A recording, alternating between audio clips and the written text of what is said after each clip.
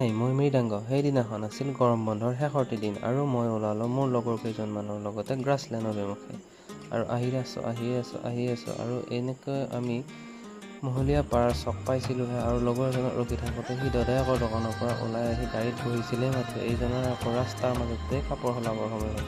আৰু আহি এয়া পালোঁ আমি নামখলা বজাৰ পাৰ হৈ এনেকৈ চাহ বাগানৰ মাজে মাজে গৈ আছিলোঁ আৰু ৰ'দটো দিছিল কিন্তু হঠাৎ আমি এনেকৈ এটা ডাঙৰ নদীৰ মাজত সোমাই যোৱাত আমি ভাবিলোঁ আমাৰ ৰাস্তাটো ভুলেই হ'ল নেকি। বাৰু চাই লৈ লগৰ কেইজনক ফোন কৰি লোৱাত সিহঁতে ৰাস্তাটো শুধৰাই দিলে বাৰু। এওঁলোক আকৌ গমেই পাইছে ৰাস্তা ভুলোৱা বুলি, তথাপি আকৌ আমাৰ পিছে আহিছে। বাৰু চাওক, দুখনমান ফটো উঠিলোঁ ইয়াতে আৰু আকৌ আমাৰ যাত্ৰা আৰম্ভ কৰিলোঁ। আৰু এনেকৈ একা থুবুকা পানী পাৰ হৈ আমি গোটেইকেইজন 50 টকীয়া টিকট এটা কাটি সোমালোহি আমাৰ লক্ষ্যস্থানত। বাৰু আজিৰ ভ্লগটো এইখিনিতেই এৰিছোঁ। নেক্সট ভ্লগত লগ